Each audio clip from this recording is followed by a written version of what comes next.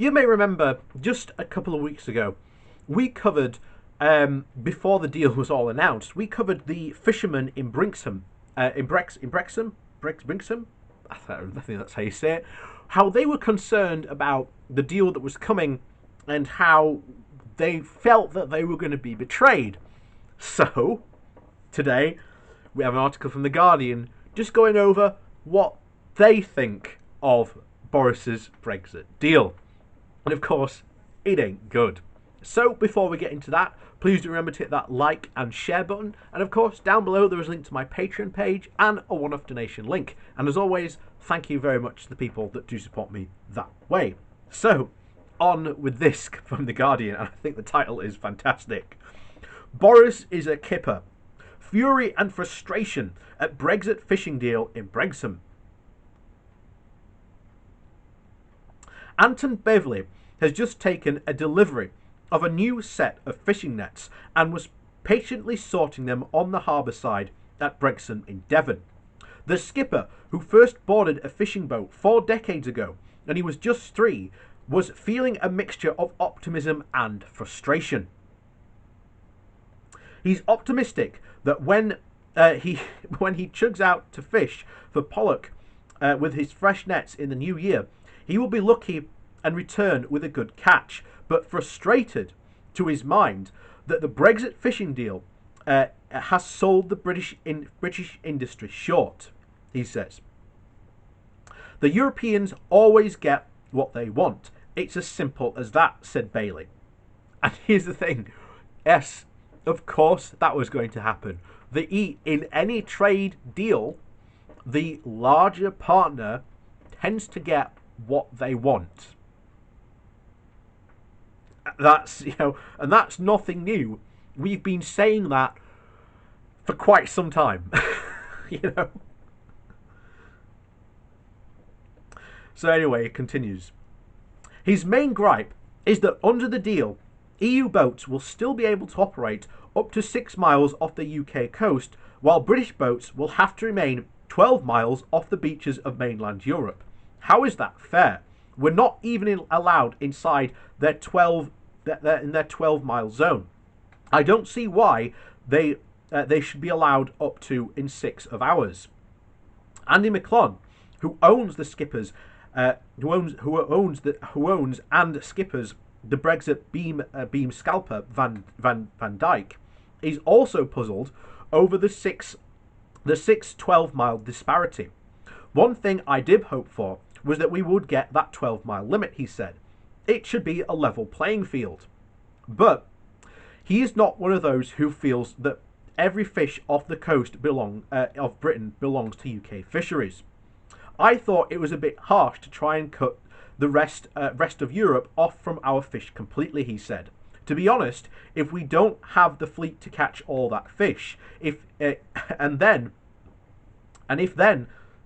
suddenly said, all the fish is yours. Actually, we don't have anything to catch it with.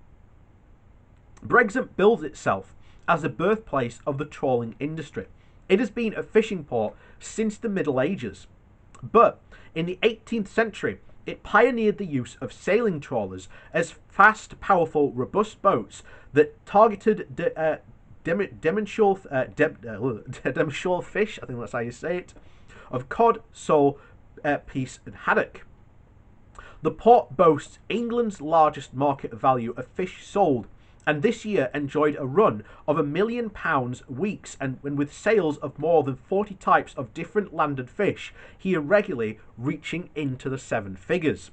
So, while that is good, you can see that regardless, there is a thriving fish industry in the UK. But once again, to have a really good, successful fishing industry, first of all, you need to selling into Europe. As no doubt this article will remind us, or someone will, 80% of all our catch goes to the EU. We do not eat that much fish. And as a result, a lot of that fish is just going to go rot. And again, we are still tied into the quota system. So even though we have, quote, a larger quota, This ain't going to go to the small or medium-sized boats. It's probably going to go to the largest bidders who buy it. And nameless to the fact, it will go to the large trawlers who, as we've said time and time again, the fishermen we often hear speaking and are talking to are often like a farmer who's using a horse and plough who is complaining against another farmer who is using like an industrial tractor and modern farming influence, saying he grows more food than me.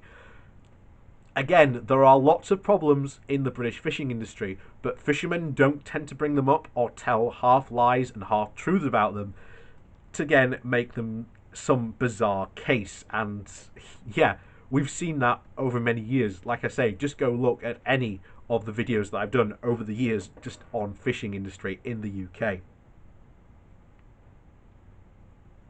Oh, so here we go. So, but as McClellan points out, most of the Brexit boats have seen better days. McClellan's vessel was already 16 years old when it arrived in Devon from the Netherlands over 30 years ago. There's never been much help for the UK fishing industry in the UK compared to other countries, where their governments back them, give them grants for new boats, he said. That's why our fleet is second-hand Dutch and Belgian boats.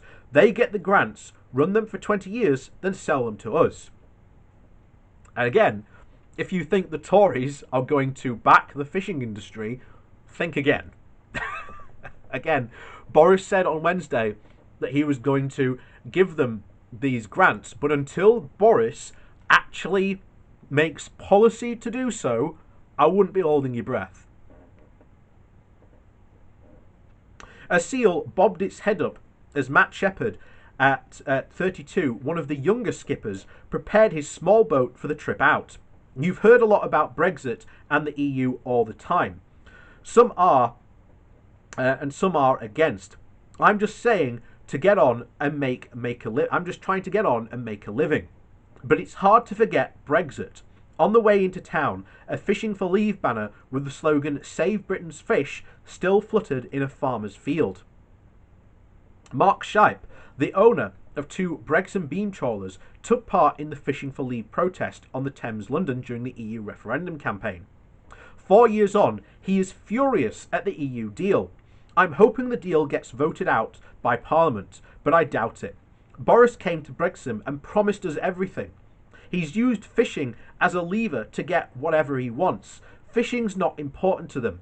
I have a fish merchant friend who calls two-faced people kippers, and Boris is a kipper.